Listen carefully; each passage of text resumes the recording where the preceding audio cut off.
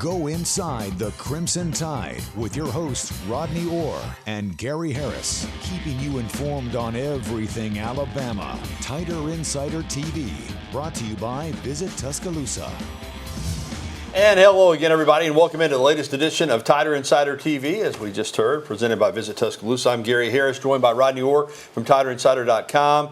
Traveling on the road in the SEC, we know, Rodney, it's a chore, man. The Crimson Tide, after last season really getting, tripped up on the road quite a bit, continue to find a way to get it done in the SEC on the road. This past weekend at Williams-Brice Stadium against the upset-minded South Carolina Gamecocks. Alabama got a win by the hair of its chinny chin chin, as they say, but they'll take it. This was an interesting game. I thought in the first half Alabama got outplayed, but pick six like that by Sean Jones helped Alabama have a 14-6 halftime lead. Alabama gave up some plays on defense, but they made some plays too. Ty Simpson did his thing as he continues to post really good numbers in the game and led Alabama with 24-43 for 253 yards. But you look up in the fourth quarter, Rodney, and this almost got away from the Crimson Tide.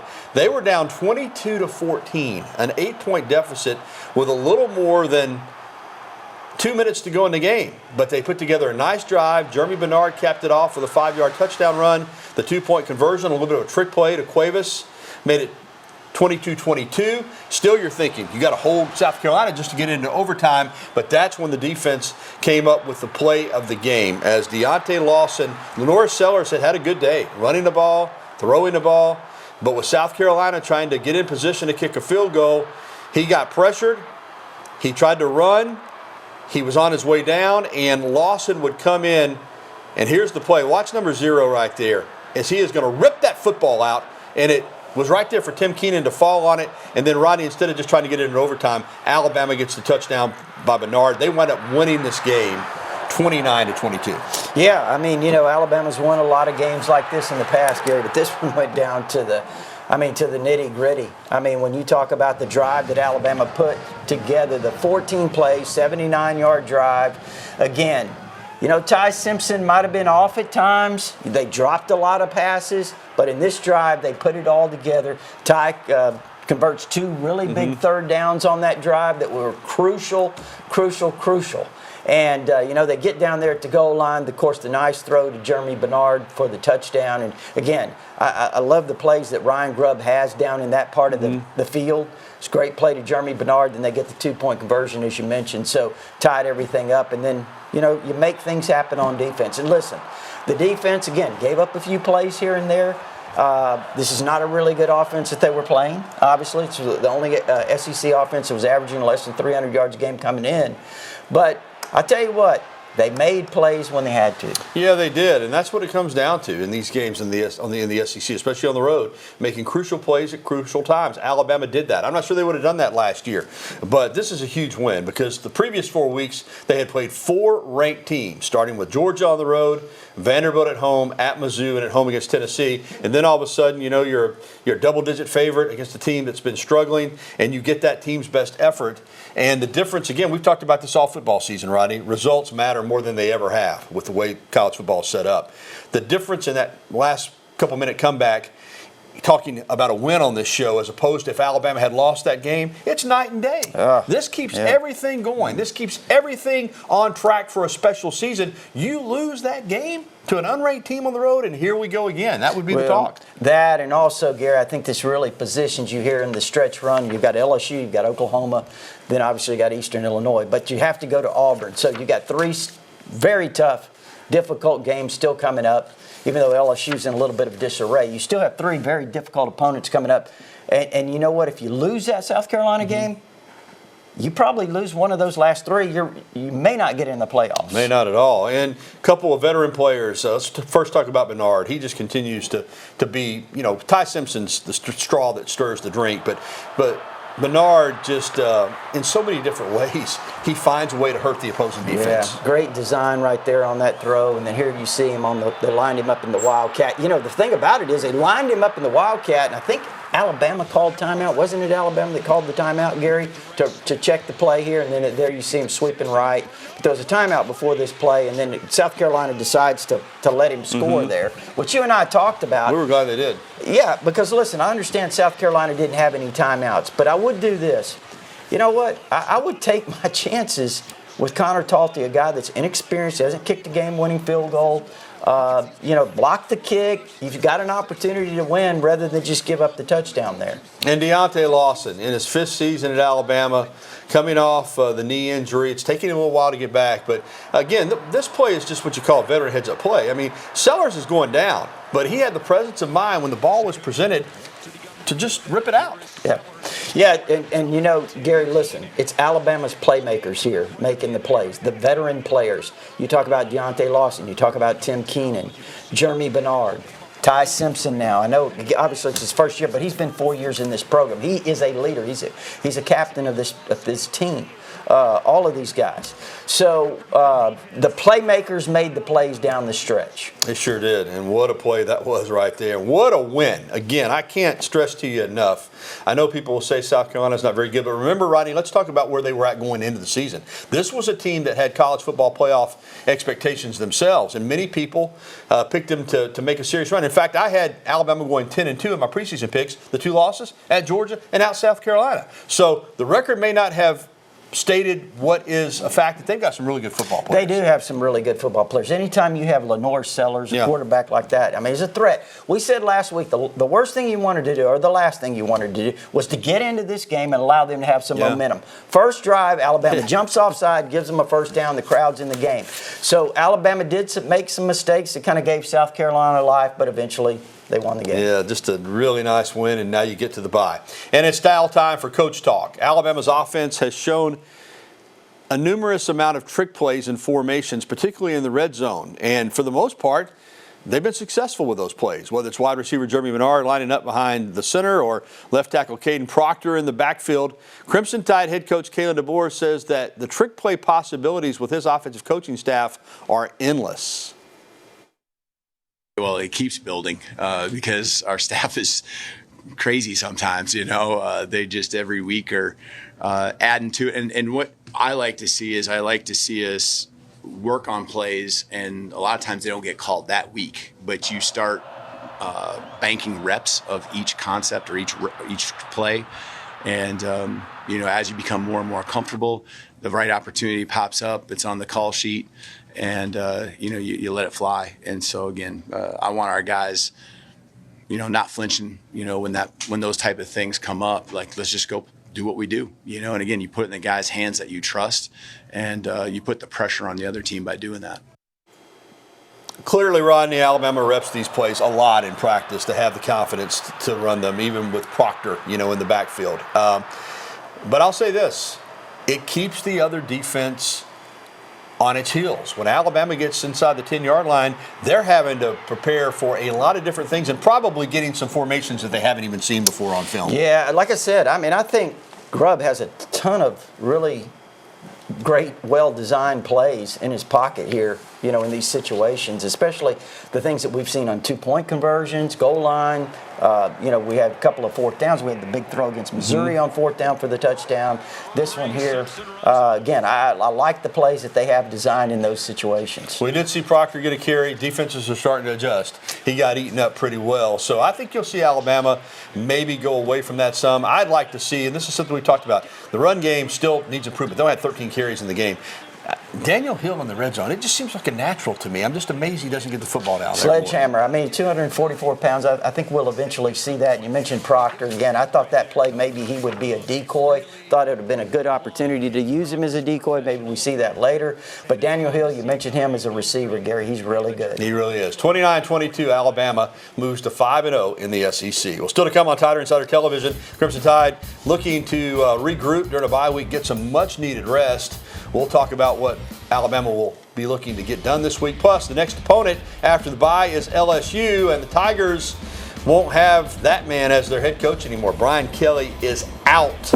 We'll talk about what that means for LSU. Frank Wilson will be the interim. Also, we'll take a look at the big picture. All these coaches getting fired, including 3 already in the SEC. Plus, a little bit later on, we'll be getting your phone calls, emails, and tweets. That phone number is always 205-348-WVOA. That's 348-9882. You can go ahead and get on the line if you would like. We'll be right back with the only show that takes you inside the Crimson Tide. Been doing it for going on 26 years. The award-winning Tider Insider TV will return after this timeout.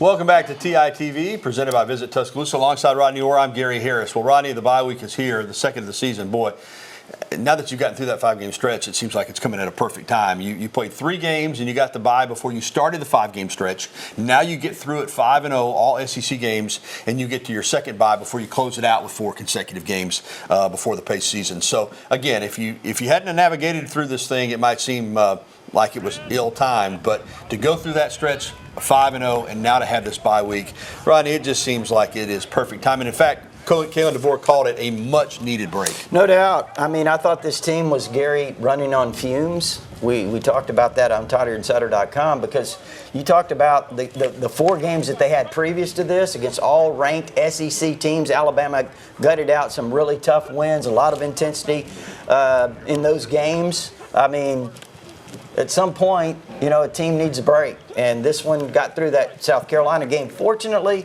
and now they've got the break and kind of can refresh themselves for the stretch run. Yeah, and it's going to be a good run from the sense that after all these road games, Alabama will have 3 straight home games, 2 in the SEC against LSU and Oklahoma, then Eastern Illinois, then the trip to Auburn for the Iron Bowl to close it out.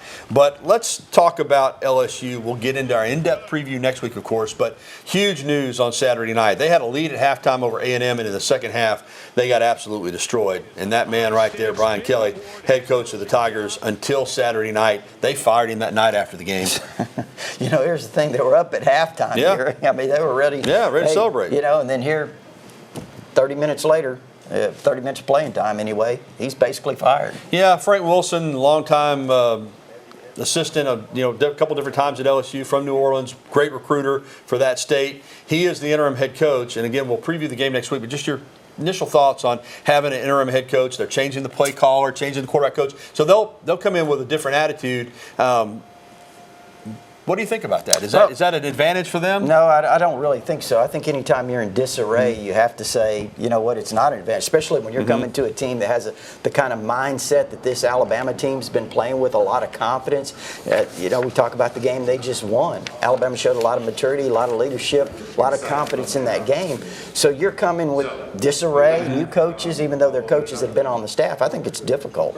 For Alabama, Rodney, the bye week, the offensive line, I think this staff kind of treats it a little bit differently than Nick Saban's staff did. But first thing is to get some rest. But from a football standpoint, what do you try to get done during a bye week?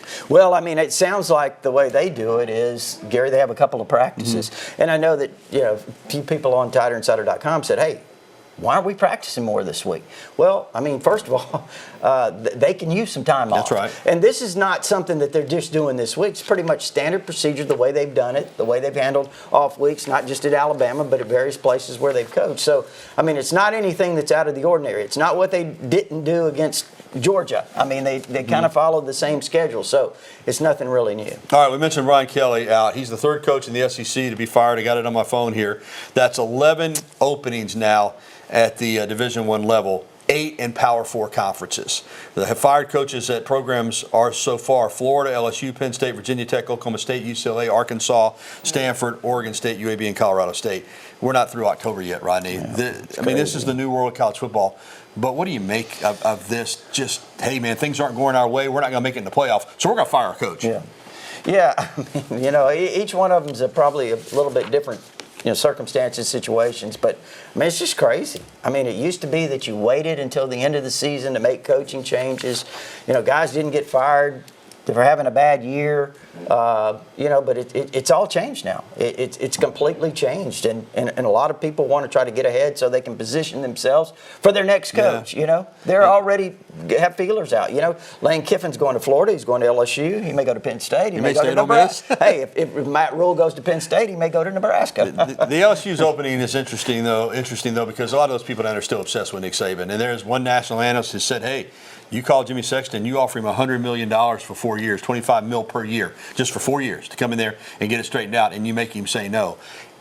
I don't know that will happen. I don't know if he would take it, but it wouldn't shock me if somebody kicks the tires on Nick Saban, not just LSU, probably them, but maybe other schools too. Wouldn't surprise me, but again, you're talking about a guy that, next year, if let's say it would be his first year, he's 75 years old. I mean, and he's got a pretty good life. Yeah, and I think this too. This is just me talking. Nick Saban has an incredible legacy here. He does. I mean, if it's he Saban goes, Field at Bryant-Denny Stadium. Can you imagine bringing another team in here? I cannot. I can't either. But it's a crazy world, like we said. All right, let's move on to basketball. Alabama men's basketball wrapped up its exhibition season. They played 2 games. The last one was Sunday inside the new renovated Timmons Arena on the campus of Furman up in South Carolina. Bama started the game down 9-0, but they pulled out. They outscored the Paladins 48-27 the rest of the half. They wound up winning. They scored 90 plus points in the game, 96-71. They look ready for the regular season opener, which will be held November 3rd at 7 p.m. inside Coleman Coliseum against North Dakota. Rodney, the impressive part, I'll get a quick comment from you, is how Nate Oates is able to roll this roster over a year, and they just keep scoring points. It's crazy. It's crazy, and admittedly, I have not had a chance to watch this, but everybody I talked to says this team seems more athletic than what he's had. There's some people who are saying might be the best offensive team he's had, yeah. and that's scary. Alabama women, boy, what a rise they've been on the last several seasons under Christy Curry. They played West Florida on Sunday inside Coleman Coliseum. How about 93-44? They just absolutely were dominant. Jessica Timmons led the way with 20 points in just 20 minutes. They're going to open the regular season next Monday at 4 p.m. against Stetson inside Coleman Coliseum. Well, still to come on TITV, we take a look at our weekly Bama in the NFL segment to see which former Crimson Tiders shined on the biggest stage for football. And up next, your phone calls, emails, and tweets. And I'm told the phone lines are open. I know it's a bye week, so we expected this a little bit. But if you want to get through, you can get through right now. All you have to do is dial 205-348-9882. We want to hear from you, Tider Insider Nation, and we'll be right back with more of the show that takes you inside the Crimson Tide, Tider Insider TV.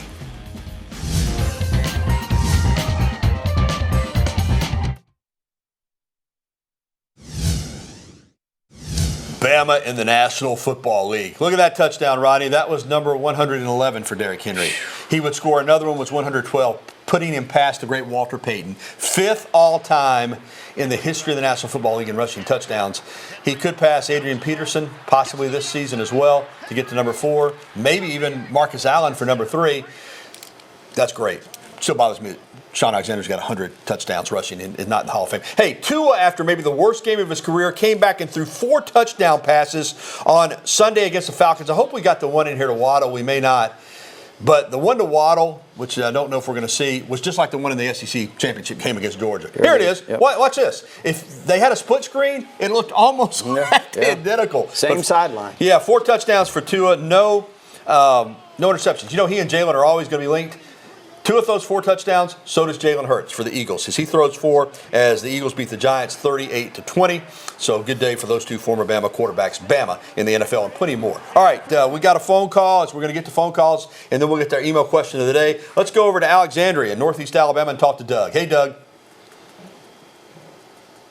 Doug, you there? Doug, going once, going twice. Okay, he wanted to know. Okay, he dropped, but he wanted to know about what we've already talked about. What's going on with the running game? Well, I mean, it's a good question. I think some of it has to do, too, Gary, with running back. It's not just the offensive line. A lot of people have kind of pointed the finger at the offensive line. But I think, sometimes the running backs, they have to see the holes. They have to press the right hole. They have to hit the edge quickly. A lot of things happen in this run game, and it's not all just the offensive line. So, Jam Miller got 10 carries, had 26 yards. He did have a really good run. Really got called back. About a 35 yarder. Yeah. And I think Daniel Hill, he only had 3 carries, 10 yards. Of course, he had 76 yards in receptions. But I'd like to see him get a few more carries. Yeah, I think we're going to. All right, let's get to our email question of the day, and it's presented by KDM Service Corporation when it comes to heating and air conditioning, serving your family like our family. All right, our email question of the day is from Larry in Atlanta. Do y'all think Ryan Grubb will be a candidate for head coaching jobs? That is a great question. And Larry, I have to be honest with you, I certainly wouldn't rule it out. Right now the focus obviously is on him at Alabama, but all these openings, Rodney, could be more. I think you have to expect, with the success he's had as an offensive coordinator at the college level, that his name is going to be connected with some of these jobs. Again, I'm like you. It would not surprise me. Not surprise me at all. Now listen, I hope not. I hope that he stays here at Alabama, because the continuity of it and the players that they have, I think next couple of years will be really, really exciting on offense. All right, phone lines are open as we get ready to take a timeout. Plus, Bama soccer wraps up the regular season and looks ahead to the SEC tournament. And as I said, 205-348-9882. We are open for your phone call, so go ahead and give us a call. We'll be right back with more TITV right after this.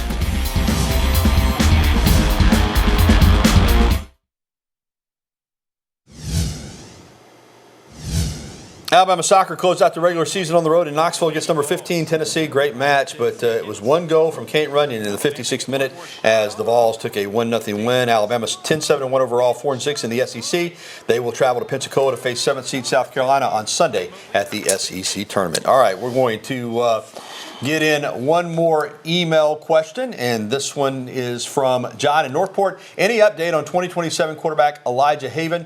Out of Baton Rouge, number one quarterback in the country for that class. Of course, Trent Seaborn already committed, but there was a Rivals report that had him crystal balled to Alabama. Is there an update? No, I mean, there's really not that I'm aware of. I don't think anything's changed. Now, with this change at LSU, it'd be interesting, of course, because he is from Baton Rouge. So, you know what? You never know. It depends on who LSU brings in. That could certainly change some things, even though he's considering other schools, I mean, outside of Alabama and LSU. All right, no game predictions this week because there's no game. We'll save that for next week, but we will come back to wrap up this edition of Tider Insider Television right after this time out on another gloomy night in Tuscaloosa, but we needed the rain. No complaints here.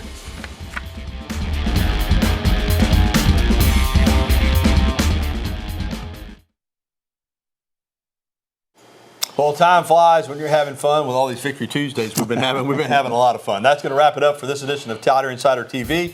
If you missed it, you can catch a replay tonight at 10:30 following the news or 10, or find it anytime at WVOA23.com. Rodney also posted to TiderInsider.com. We are going to leave you tonight with some photos from Alabama Gymnastics' annual Ghosts and Goblins event. The Halloween-themed intra-squad gymnastics scrimmage, as Halloween is this Friday night. For Rodney Orr, I'm Gary Harris. Thanks for watching, everybody, and we'll be back next Tuesday with our LSU preview on Tider Insider Television.